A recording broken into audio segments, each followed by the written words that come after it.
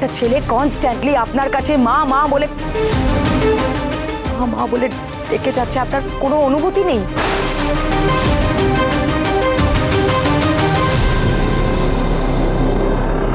ঠিক এইভাবেই একবার করে বাজিয়ে দেখে নিতে হবে যে সঞ্চিতার কিছু মনে পড়ছে কিনা। অগ্নি যে আরম্ভ করেছে তাতে সঞ্চিতার সব পুরনো কথা মনে পড়ে যেতে বাধ্য। মেজমা, তুমি এইভাবে কেন বলছো? পাঁচমশাইয়ের তো খারাপ লাগবে। তুমি যা বলার আমাকে বলো না। তোমাকে আর কি বলবো কথা?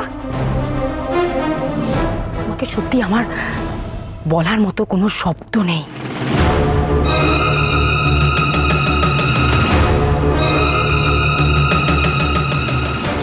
আমি যদি সত্যি তোমার জায়গায় থাকতাম না, এই মহিলাকে এক দণ্ড এই বাড়িতে থাকতে দিতাম না।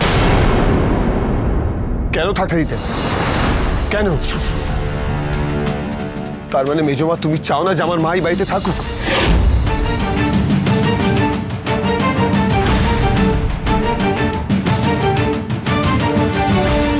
বাকিদের মতো তুমিও চাও না যে আমার মা এই বাড়িতে থাকুক?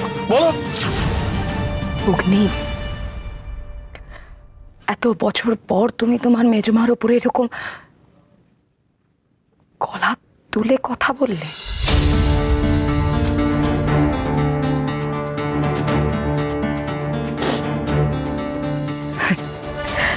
আচ্ছা অগ্নি, আমার একটা কথা বলো তো, তোমার মা তোমাকে ছেড়ে চলে যাবার পর থেকে কোনোদিন একটা দিনও আমাকে বলো যে আমি তোমাকে বুঝিয়েছি যে তোমার মা নেই?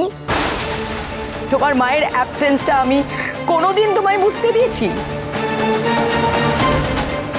ইনফ্যাক্ট এখনো আমি তোমায় আর অঙ্কিত দুজনকেই কিন্তু আমি একই ভালোবাসা দিই।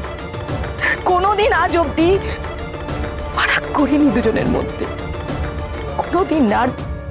তুমি এই কথাটা বললে, তাহলে তাহলে তাহলে কেন কেন এরকম বলছো তুমি বারবার? কেন বলছো আমার মাকে এই বাড়ি থেকে বার করে দেবে তুমি? কেন বলছো বলো? আমি তোমার মাকে তাড়াতে চাইছি না অগ্নি, আমি ওই মহিলাকে তাড়াতে চাইছি।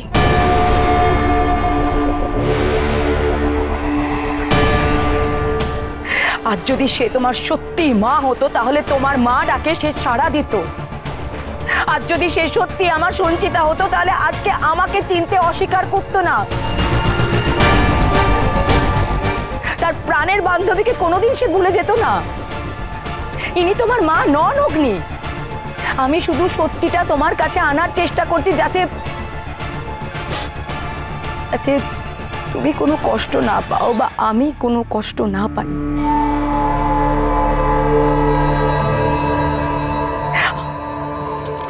আমার কষ্ট ভাগ দাও অগ্নি, তুমি সব থেকে বেশি কষ্ট পাবে।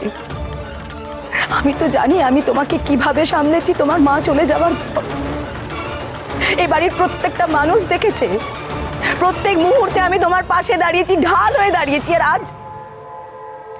আজ তুমি এই কথাটা বলছো? জানো তো অগ্নি, আমিও মা। তোমার এই কথার জন্য প্রথমবার অঙ্কিত আমার কথা না শুনে কোনো কাজ করেছে।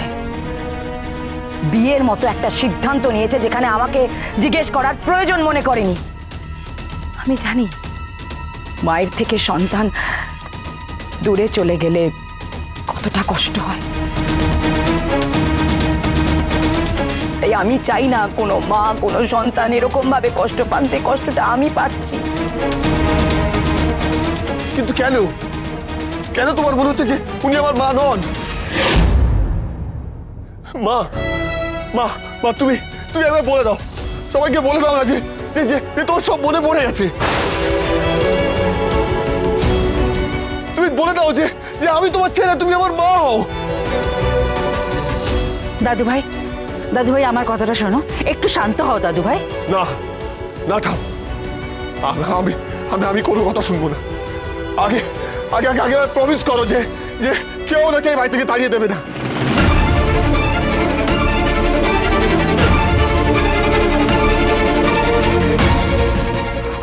তাহলে এই বাড়িতে? কি হচ্ছে দাদু ভাই? পুজোর দিনে কেন যাবে? এ বাড়িতে এই সময় কোনো অতিথি এলে তাকে যেতে দেওয়া হয়, তুমি জানো না সেটা? ওকেও যেতে দেওয়া হবে না।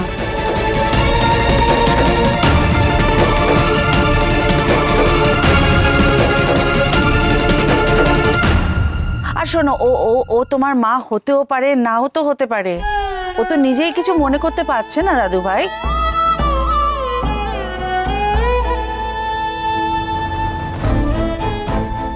আমি বলছি কি, ও এখন থাকবে, ও থাকুক, পুজোর কটা দিন কাটুক, তারপরে আমরা না হয় এ বিষয় নিয়ে চিন্তা ভাবনা করব, ঠিক আছে?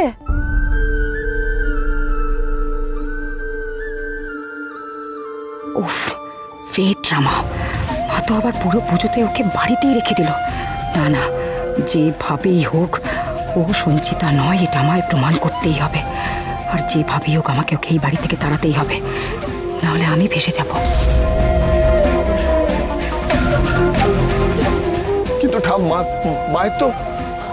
মায়ের তো কিছু মনে পড়ছে না। না, মাকে তো আমাদের ডাক্তার দেখাতে হবে।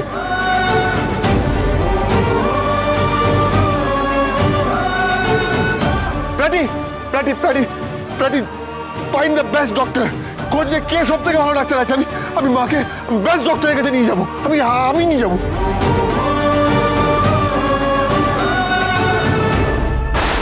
আবার ডাক্তার? আমি তো কিছুতেই শান্তি পাচ্ছি না। ডাক্তার এসে যদি এখন ট্রিটমেন্ট শুরু করে দেয়, আর যদি সঞ্চিতার সব মনে পড়ে যায়, না না না, আমি তো দোষের ভাগিদার হব। সঞ্চিতা যদি সবাইকে বলে দেয় যে ওকে তাড়ানোর পেছনে আমার ভূমিকা সবচেয়ে বেশি, আমি তো একেবারে কেস খেয়ে যাব। কথা মা, জনিমা, ওকে একটু বাড়িতে পরার জামা কাপড় দাও, একটু হাত মুখ ধুক।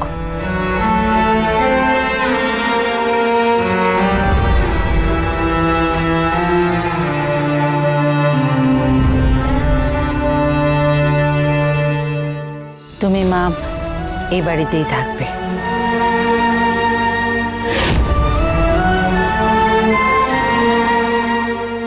আমি বলছি কি, আমার জন্য আপনাদের বাড়িতে একই অশান্তি হচ্ছে।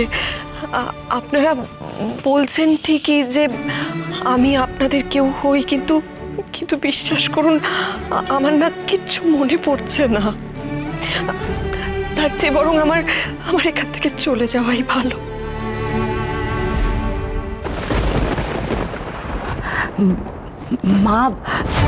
মা সত্যি তো উনি এই বাড়িতে কি করে থাকবেন বলো তো? উনি তো নিজেই বুঝতে পারছেন না। না, আর তাছাড়া শুধুমাত্র সঞ্চিতার মতো একই রকম দেখতে বলে আমরা ওনাকে এই বাড়িতে আটকে রাখবো পুজোর দিনে? এটা কখনো হয়? তাছাড়া মা, অপরাধ নেবেন না। উনি পা রাখার সঙ্গে সঙ্গে কিন্তু আমাদের এত বছরের পুরনো ঝাড়বাতি দড়ি ছিঁড়ে পড়লো। এটা কি কোনো শুভ ঘটনা? আমার তো এখন খুব চিন্তা হচ্ছে মা, এই মহিলার পা রাখার পরে অগ্নির জীবনে না কোনো অমঙ্গল ঘটে যায়, মানে আমাদের পরিবারেও না কোনো অঘটন ঘটে যায়।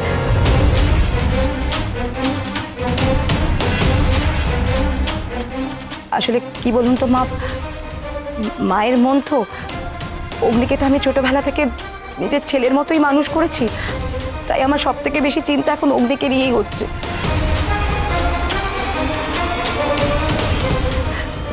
বুঝতে পারছেন মা? প্লিজ। মোটাই না, এসব বাজে সুপারস্টিশন আমি মানি না।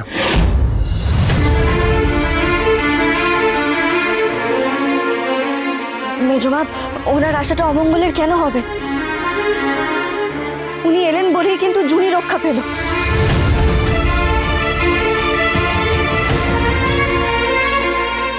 গুহবাড়ির এত বছরের পুরনো ঝাড়বাতিটা পড়ে যেতে গিয়েও ভেঙে গেল না। উনি তো এসে দড়িটা শক্ত করে ধরলেন, তাই তো জুনিকে বাঁচাতে পারলাম। গুহবাড়ি এত বড় একটা বিপদ থেকে রক্ষা পেল মেজমা, ওনার জন্যই তো।